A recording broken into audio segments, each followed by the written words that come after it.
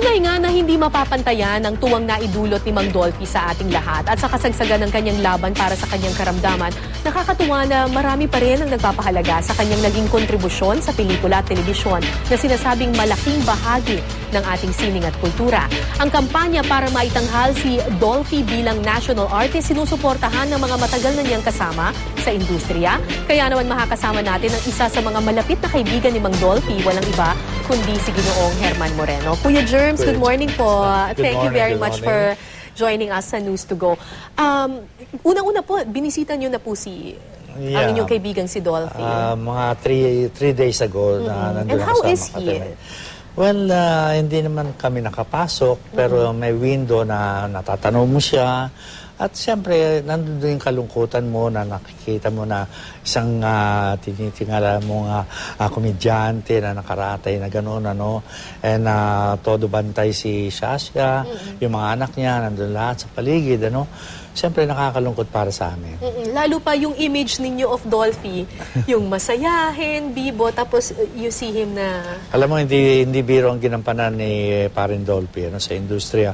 Ang kulang sa pansin ng mga artista actually, no? At saka yung sasabihin mo lang na hindi lang bilang isang komedyante si Parin Dolphy, hindi lang bilang isang artista. Si Parin Dolphy ay tumulong sa industriya, sa mga manggagawa ng pelikula dahil naging producer din siya, yung RBQ na itatag niya. Right, oo. So maraming nagkaroon ng trabaho.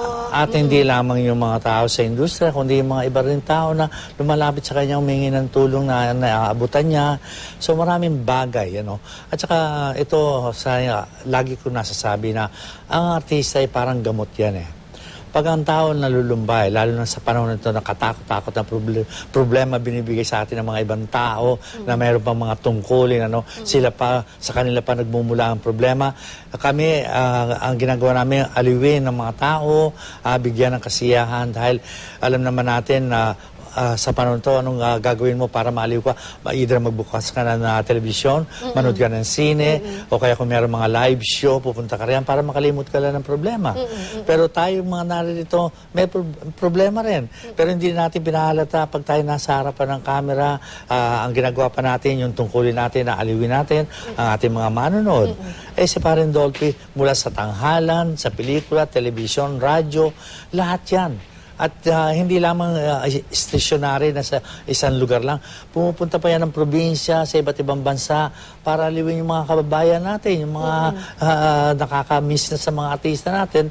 Ang ginagawa, pumupunta siya either sa Amerika, sa Middle East, kung saan-saan. Ano? So ito yung mga dahilan kung bakit sa tingin nyo dapat siya talagang tanghaling national dapat artist. Matagal na no? Dapat matagal na. At yan hindi na dapat... Kasi hindi lang po siya artista, tumulong siya dun sa industriya mismo. Yes, at yan hindi na dapat pagtalunan pa Bakit ba nakikita na natin nga ang sitwasyon pagtatalunan pa ba naman yan?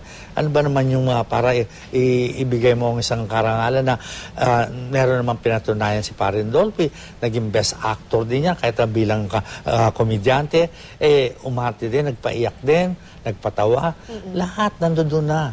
Pero ano pong pakiramdam ninyo? Kasi kung titingnan natin yung listahan ng mga national artists, hindi ganun karami ang mga nakakapasok na artista, no? Yung talagang mainstream ng mga artista. Yun nga sinasabi ko, kulang sa pansin ng mga artista. Sa isang bagay, hindi ko na lang sasabihin kung ano yung bagay, doon napapansin, pagbayaran na ng alam mo naman, doon ay headline, lahat, Pero yung para sa nagawa, minsan nakakalimutan nila. Ang artista, lantaran niya na maraming nagagawa. Hindi ko naman lahat masasabi mabait o walang pagkakamali, Pero mostly, talagang hirap ng role ng isang artista. Ako na lamang, hindi naman sa pagyayabang o ano naman. Ako pa ba naman ang tao na makaisip pa maglagay ng Walk of Fame Philippines? Nung makita ko sa Amerika, na dinala ko ni Dr. Perez, nakita ko ang Hollywood na punong-puno ng mga pangalan ng mga artista. Nasabi ko kay Dr. Perez, bakit sa atin walang ganito? So that's your way of parang honoring yung mga artista? Dapat lang naman Ayan naman additional din dito sa Quezon City na tourist spot na dadayo rito na makita meron tayong parang Hollywood, di ba? Sa Hong Kong meron ganyan. So bakit dito wala sa atin? Pinaglaban ko pa yan na kasama si dating Councilor Dingdong Avansado na naisip niya na tama naman yung iniisip ni Kuya Germs na makakadagdag ng for tourism dito sa Quezon City. At inisip ko doon sa welcome natin, nakalagay Quezon City, welcome to Quezon City, the City of Stars. Tatanungin sa akin, bakit mo naisip yun? Ano ba narito sa Quezon City? Narito lahat ang malalaking network, narito ang pioneer ng mga movie industry, ang Sampaguita, LBN, at lahat nandito Kuya Germs, na-mention nyo kanina na matindi yung hirap na pinagdadaanan din ni Dolphy sa pag-aartista at pagtulong sa industriya ng movie industry, kumbaga. Totoo po ba yung sinasabi na isa daw sa pinakamahirap na klase ng artista yung mga komedyante? Mahirap kayo talaga. Kayo komedyante rin po kayo. Mas mahirap daw maging komedyante kumpara sa maging dramatic actor. Alam mo, yung sorry, maraming tumatawag na siguro, no? Pero baka po napapanood kayo.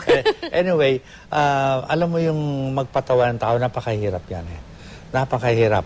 At yung magpaiyak din. Dalawang muka ang showbiz. Isang nakangiti, isang lumuluha, no? Pero yan nagampanan ni Paring Dolphy.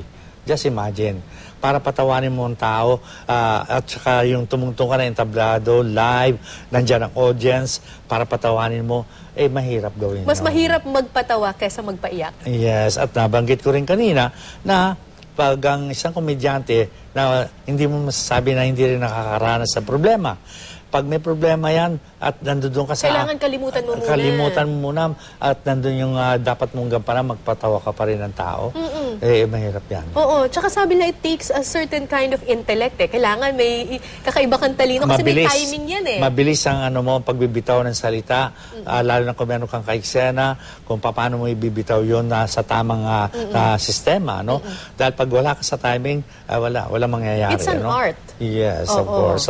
At saka yung nung araw ang pagpapatawa, walang kaberdehan, hindi na lang nito mga later part na para makapagpatawa lang, nag-iisip ng mga bastos. mga ganun, nung araw, iba sila. At saka dyan nagsimula rin yung kakanta sila ni Panchito ng Ingles. Kasi na ginagawa ngayon ni Ogie Alcacid at ni Michael V. So marami siyang na-impluensyahang bagong crop ng mga komedyante. Marami talaga. Oo. Ano pong pakiramdam ninyo na kung kailan po nagkaroon ng karamdaman itong si Mang Dolphy, saka naman nagkaroon ng pagsulong na gawin siyang national artist. Hindi pa yun. Nandun na pagsulong pero pinagkakait pa. Ano naman yung dapat pang pagtalunan? Ano bang pakiramdam ninyo na ngayon lang na bibigyan ng recognition? Siyempre, kung kailan medyo malubhanan pinag-uusapan nga namin yan ng mga kasama sa industriya. Bakit sila ganon? Siyempre yun ang tanong namin, bakit sila ganon? Bakit naman na pinakikita pa nila sa mga tao na ganyan nga nangyayari, So, sana naman para, at saka ito yung mga ano ba tawag mo dyan, judges ba yan, ano bang edad na nila at edad ni Paring Dolphy, kung kulang sila sa kaisipan na mag-imbestiga sila, tanungin nila doon sa mga bata pa, siguro yung iba dyan, hindi nila alam kung ano na-contribute ni Paring Dolphy. Alamin naman nila. At sa lahat ng aspeto, pasado si Paring Dolphy. Nandun na lahat.